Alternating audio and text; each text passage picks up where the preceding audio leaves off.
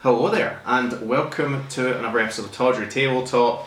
This time we're back to our RPG roundup, and today we're going to talk about a very special Star Wars flavoured role-playing game. This is Star Wars Edge of the Empire, which was released originally by Fantasy Flight Games. However, now the license is held by Edge Studios. Okay, so this one is a bit, well, not controversial, but due to the dice mechanic, which I'll speak about, it does have, a lot of fans and a lot of detractors. Okay, so what is, I don't think I need to explain what is Star Wars to anyone watching this, but just in case you are somehow an alien. Spin-off of Star Trek? that has, landed on the planet. Star Wars is a series of space opera films first created by George Lucas, where he made 6 of them before the franchise was bought by Disney. I think you mean Gene Roddenberry. Yes, bought by Disney in, I believe, 2012. They've then released more films since. And just to give you some background of my interest in Star Wars, I was obsessed with Star Wars as a child. Anything I could get my hands on, anything Star Wars, I watched the films, I read the books, I read the comics, I played the games, and Star Wars was actually what led me into role-playing games because I wanted more. I believe the first one I started playing was the revised D20 system back in the day. So Star Wars is no stranger to role-playing games. There's been quite a few systems of all different types, from D6 to D20, revised D20, and now this here. The funny little dice version. So what do you do in Edge of the Empire? Okay, so Edge of the Empire was released to focus on a specific slice of the Star Wars experience. And rake in extra money by cutting it up. Because when I talk about the other books that Fantasy Flight Games, FFG, released, you'll see that a lot of the rules were just repeated in each one. So Edge of the Empire is focused more on your criminals, your smugglers, your bounty hunters, your Han Solos, your Boba Fett's, your anyone else, your rogues, your all scoundrels, all that sort of fun stuff. So it's set timeline wise for the Star Wars nerds out there. It's set just after the destruction of the Death Star, after A New Hope, in between The Empire Strikes Back. So that's the default timeline. However, there are other splat books, and there's many sort of fan content out there that goes through different times. Like you can get ones that are about the Clone Wars, that kind of era. I'm sure people have done it about the Old Republic, Whatever you're into, there's another weirdo just as into it. There is someone like me who spent too much time. So that's what you're focused on. You can pick, your race, your species. Gives you obviously the famous title crawl in text version for Edge of the Empire. Doesn't really work when it's just a picture. I mean, that was a failure. It sort of works. So how does character creation work? Well, you pick first of all your species, which can be anything. Well, within reason. Within reason. You're given the ones in the book, but there are a lot more in the splat books. You pick your species, then you pick your career and your specialisation. So you're given starting stats, starting strain, starting wounds, and then you pick your career for all of your skills and stuff like that. There you go, we had a wee look, it was enough. There we go. Okay. Hide all the rest of the hobby stuff at the side. Yes. I mean, this table does not get cleared, guys. This table does not get cleared. So once you have, picked your career, you then pick a specialisation, and you can pick sort of talents, and you're given a set of skills. The character, the career system is a bit more free-form. It's a flow chart. It's like something from a teen girls magazine. Yeah, it's kind of like, what boy band member do you want to bang? It's like, is it going to be Justin? Wars? Yeah, pretty much. But you can pick your active and passive talents. You're given skills. But one thing I would indicate that's very important in character creation for any of the games in this system is that your base characteristics can only be increased during character creation.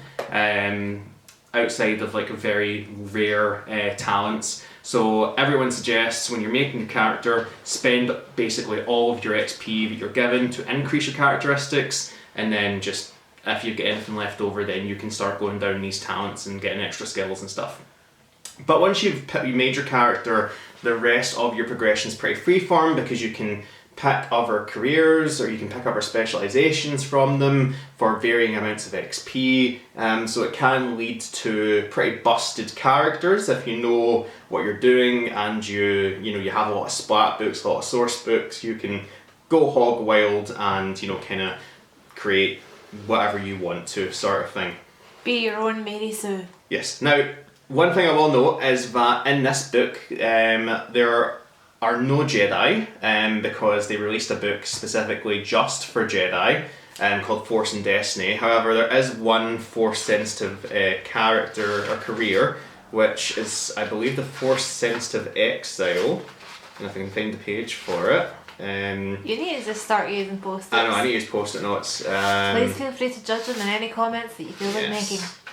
I hate one thing they dock this book for is that it doesn't have contents immediately at the start of the book. Hey, they need that really crappily done title It scroll. really, you could do the contents, but it really annoys me though, because you have the introduction. You have the introduction before you have your your table of contents. What if you forgot that it was a Star Wars and thought it was a Yeah, Star I know, Trek? you thought it might be a different game. So, let's see, when do we get to our... You get to your contents on technically page 5 of the book. That's just ridiculous to me. Your content should be when you open the book. You shouldn't even have a cover. You should just have a content You should have a page. table of contents. Actually, yeah, your cover should be the table of contents, not this art nonsense. I want a table of contents anyway. I'm going to be honest, I'd be fine with that. I would also be fine with that. If It'd any make game things... publishers ever Yeah, if you feel want to like get doing that, I'll buy you. If you want to get advice from me, Don't know. Bad please, advice. yeah, Bad advice that way lies. Force 272, right? Okay. You always get such a riveting time I when know. you've got a book in front of you. Yes. I'm a born entertainer. When it comes to this sort of thing, 272. Okay, fine. Oh. Here we go. Yeah. Oh good, I was about to try and think of jokes. I don't know any. It would have been bad. Yes, this is the only force sensitive. Oh lord, like you Yes. actually need to see how bad this art is, guys. It is like it's like somebody's drunk aunt get caught flashing. Now, what I will say as well when we talk about the art is that it is very mixed. As Yvette has pointed out, there are It's not good, guys. There are some pieces that look good, but even on the front cover, Han Solo looks very different from how I remember him in the original trilogy. This looks like the average fan cosplaying him rather than him himself. But there is only one Force-sensitive Exile, one career, one specialisation, and it is assumed that you would be playing a light-sided character rather than a dark-sided character, because that doesn't get expanded upon until Force and Destiny. So, once you have made your characters, then as a group, you need to choose your ship, and you have to decide on your obligations. So, obligation is a system where you have basically a narrative tie to something that forces you to basically care about the plot. So it could be you're in debt, it could be that someone in your someone your family's in slavery, or anything else that your character has to care about. It could be a bet. Yes, that could be a bet. Yep, absolutely. But your game, your game master can basically play upon, and it will be used in each session in the game. It's one of these things that is a bit kind of bookkeeping at times, but it can be useful for the GM, useful for the players, in order to kind of use it in your longer campaign. So you do all your your smuggler rogue stuff. Okay, that's all fun. It's got ships, a lot of stats, good selection of gear. More would come, of course, and some antagonists. The antagonist is not the best, and it does come, obviously all these RPG books do with a starter. But let's talk about the dice. Okay, because when you talk about Fantasy Flight Games, you have to talk about the weird dice because they loved them. That's kind of a good way to get money. It was a good way to get money. And why did I say at the start Fantasy Flight Games and Edge Studios? Because when Fantasy Flight Games was bought by Asmodee, who are a big board game publisher, they decided to split a lot of the properties that Fantasy Flight Games had, because they had the Disney, LucasArts rights for games, board games and card games and stuff. So they split all of the war games, your Star Wars Legion, Star Wars Armada, that went to Atomic Mass Games, and the RPG books went to Edge Studios, which meant for a good long while, you could not get these books because the studio took a while to get started up, and then COVID happened, so there was really, unless you're buying these second hand, you could not get them. So now if you buy them, it won't have the FFG, kind of logo, it'll be Edge Studios instead. So just in case you see it in the shop and it says Edge Studios, it's the same book as far as I know, probably just some, kind of small fixes, but I don't think they've rewritten anything or anything like that. Maybe some errata, I don't really know. This is the old version. So that's why I said both. But the original book was obviously fully done by Fantasy Flight Games, and that's why it's got these odd dice. Now, can we see the dice? Yeah, you can make out the colours and vaguely the shape. You can make out the colours. And I'm not good at zooming it, it's not happening. I would not do that that's to you, fine. Hopefully, 5 people who watch this. Yes, hopefully you, the viewer, can see the multicoloured, multi-shaped dice, and if you've not played this game before, you're probably going, what the hell? What? How? Why do they not have numbers? Well, let me explain. This was the beginning of, Fantasy Flight Games' narrative dice system that they then used in these games and also in the Genesis, storytelling general system. So how does it work? Basically, you have the different coloured dice that are used to build a dice pool. Okay, so let's say, for example, I'll go through a standard skill roll. Okay, so the dice we're going to use are the green dice for the player, okay, green dice for the player, maybe yellow as well, and purple for the GM. Okay, we're not going to use the rest of the dice for now, we're going to pull these out and I'll explain each one. Okay, so the way it works is that the green dice are based off of the player's attributes and skills. So for example, let's say we're going to do a piloting check, okay? And they've got an agility of 4. Okay, that means you would have 4 green dice. But we're also going to say that our person has a piloting skill. They've got 2 ranks in the skill. So what that means is you replace 2 of these with yellow dice. The yellow dice are basically better. So your yellow dice are your upgraded, yeah. They're called proficiency dice in the system. But I don't like using that name. I just call them the colours basically. So this is what you would roll if the GM or calls for a piloting. Can I stop you here? Then why is it weird when I say the brain or the fist or whatever when we're talking about traits in Eldritch? I'm gonna say it's sexism. I think he's a monster. No, it's back to what we're doing. Anyway. So this is your dice pool for that skill. It would change obviously depending on what the skill was, what characteristic it came off of, how many ranks you had in it. Sometimes you'd only be rolling greens if you're not particularly trained in it. And then the GM will decide on a number of purple dice. It goes from 0 for a very simple check to 1 for easy, and I think it is 5 for daunting. So let's say this is a kind of medium check. So I'm going to roll 2 purple, okay? Take these out for a second. Okay, so I got 3 of one shape and 1 of another. Okay. So 3 triangles and a circle? 3 kind of triangles and 1 kind of circle. So the 3 triangles are basically failures, okay? And the circle is disaster. No, it's not disaster. It's disadvantage basically. Disadvantage. Basically, we'll explain what that does. So let's. Well, since anyone's wanted to play this with them. Let's then roll our dice, the player's dice.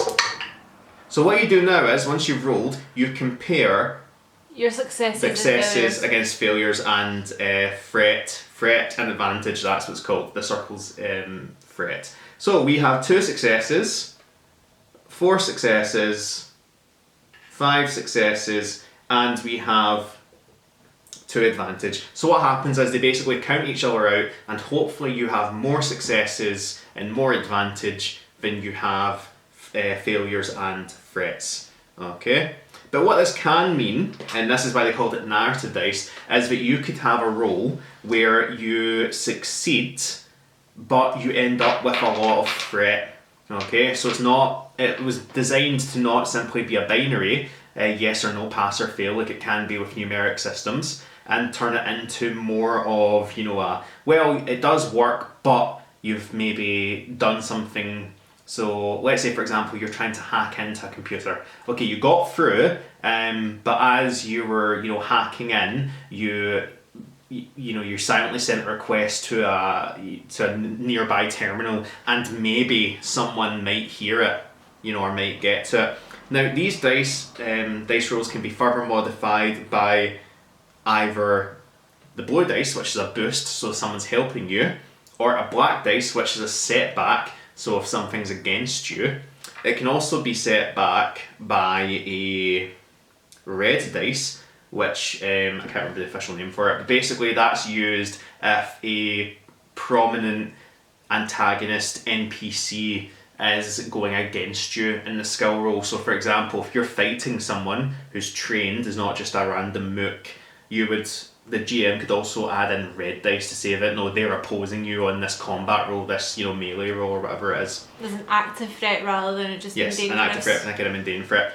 Now, both the yellow and the red dice have special characters which are called Triumph and Disaster. Now, if that happens, if there's only one of them, that's either a critical success or a critical fail, and it will basically mean you either completely succeed or you completely fail. And if they both happen, then it's kind of up to the players and GM to decide, do they just cancel each other out or what else happens. Then you could compare the rest of the successes and failures and everything.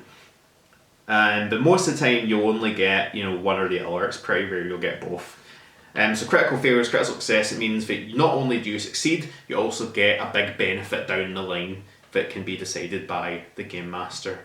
Now, while I've been describing this, if you thought this feels like a lot of work in a dice roll, it is, because not only do you have to build a dice pool, roll it, do a comparison, and then try and figure out narratively what happened. It's not as simple as, okay, bust out your D20, pass a difficulty check of 15, and you either, with modifiers, and you either pass or fail. Now, but for those of you who have played RPGs or have played, Baldur's Gate 3, you know how it feels when you just fail. I just wanted to be friends with the squirrel. Yes. We've all had those moments in an RPG where, you just get under the number and that's it, accidentally kick a squirrel. You accidentally kick the squirrel or whatever happens. Whereas this system is meant to give you a bit more leeway and give the game master a bit more leeway. Pardon me. But it does. He's too enthusiastic about this. This is why we all stopped playing it. But it does mean that should you have the proper buy-in from the group, it's not just the game master's responsibility, and the core rulebook even states this. It is both the players and the game master need to come to an agreement of what these dice mean. But if you do have a group, if you do have a table that can do that, this can lead to some really fun, outcomes of skill checks that don't really happen in other games because the rules just don't support it. But it is more work, that's what I would say. If you look at this, all these dice, if you looked at me building a dice pool and you thought, I just want to roll one dice, this is not the game for you. Also the fact that depending on your group it might not be for you. Yeah. Like the fact that you have to sometimes work with the DM to try and figure out what you kind of want, like if you get the critical successes or critical failures and you have to work together to kind of craft a story. Yeah. I mean, I know that our group are, well, we're all argumentative. Yes. We're not really fun to herd. No. There is one more dice that I've not mentioned, and this is the force dice. Now this is used either at the start of the game to build what is known as destiny points, and the way that works is that each player rolls one dice, and it's either pips with a white circle or a black circle. Okay, if it's white, that means the players get a destiny point. If it's black, that means the GM gets a destiny point. And this will stay for the session. But what happens is, if you choose to spend one, it flips to the other colour. So if the players are spending a ton of destiny points, that means the GM is going to accrue a lot that he can then use, or he or she can then use later on to really mess with the players. But it's also used when you roll for force powers. So again, the way that works is you roll, you look at the number of pips. If it's white, it means you can use the power. If it's black, it means you can use the power, but it will start to basically mess with your morality. It's kind of you tapping into the power of the dark side, which again can be quite interesting, but it can also mean that players just see it as, you know, kind of tax that they have to pay for using the cool force powers. To be fair, there's not that many force powers in this book that are that interesting, but it's more something for Force and Destiny. But again, you know, if you look at this and you see the pips, you see the dice, and you think, I don't want to deal with this, I just want to, you know, roll to succeed, roll to fail, this is not the game for you. But if you like Star Wars, if you like that idea of, you know, playing as a Han Solo, Boba Fett, you know, kind of Mandalorian, anything else. Space Rogues, you know, Lando, Calrissian, you know, if you like that idea and you're okay with just having only that in the book, which is an issue with all the Fantasy Flight Star Wars games, and of course you like the dice system, I would recommend this. It's not a game I can recommend to everyone because of course you have to like Star Wars, you have to deal with the fact, you know, the book doesn't contain everything in Star Wars, it contains a slice. And of course the dice system is so unique, for lack of a better word, that it can feel, you know, a bit odd. But definitely, if it ticks your boxes, you know, you are interested but you've never tried it before, I would heartily recommend it. Otherwise, we did enjoy it when we played it, so... Did enjoy it, but again, it does... I do like a number. It is very particular. But yeah, absolutely, if it sounds like your sort of thing, give it a go. It's not the heartiest of recommendations for this episode, but it is a very middling, depends on your group. What he's saying is he really enjoys it, I do. But all of his friends are dicks. Yes.